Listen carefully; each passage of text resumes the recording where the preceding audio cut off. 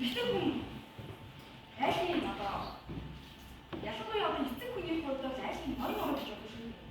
Бидний хувьд ноён орж тэр айлын одоо бүхэл зүйлийг одоо хариуцж яваад магадгүй одоо уур амьсгалын юм уу тухайн айлын уур амьсгалыг тодорхойлох ноён орж байдаг. За тэгээд ноён орж хийх эцэг хүн эрэгтэй хүмүүсийн одоо ерөнхийдөө бол одоо залуучууд ч гэсэн хоорондоо ирсэн ч гэсэн нэг тийм одоо жишээлбэл 24 7 гэдэг бол болын гэдэг биш ээ. 24 7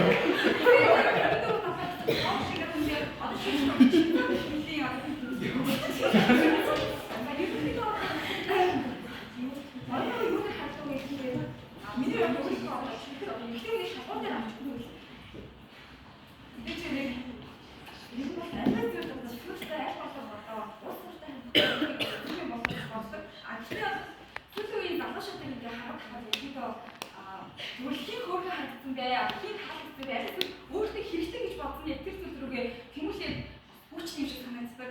Гэтэ яг үүндээ одоо бидний одоо өсөлт ноён мөн ч юм уу хүч юм байна. Мэдээж үг бас бич байгаа. За тэгээд ноён яагаад хугаж болохгүй вэ гэсэн асуулт гарч ирж байна.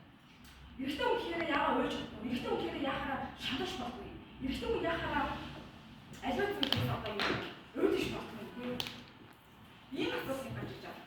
Энэ юу вэ гэхээр одоо ерөнхийдөө сүүлийн үеийн одоо судалгаанаас гарч ирсэн эрэгтэй хүмүүсийн одоо амиа олох хэрэгсэл нь ерөнхийдөө эмэгтэйчүүдээс 50% хувиар бол тэргүүж гарч ирж байгаа. Энэ яг юу юм бэ гэхээр бидний амьдралд одоо чи их хүн байж одоо ойлгох байгаа юм шиг байна. Тэгээд тийм асуудлаас болоод дотроо ингээд өөртөө тийм одоо сэтгэцэн бодлого нь одоо асуудал болоод түүнийг одоо давж гарч чадахгүй болмоос амиа олох асуудал ихсэн байгаа болов.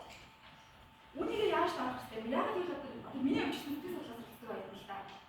Бидний ерөнхийдөө ямар нэгэн мэдрэмжийг мэдэх юм бол ямар нэгэн мэдрэмжийг ер нь бол ямар ч байсан гадагшлуулах хэрэгтэй гэж боддог. Одоо шиг нэмээр өөрчлөлөө чинь гомдж байгаа надад тугуугаа хийж байгаа зүг юм болоо. Мэдрэмжээ ингээд туршлуулаад харж туршлаа байлгах байх нь ерөнхийдөө сэтгэл зүйн хот цаашаа одоо шийдэж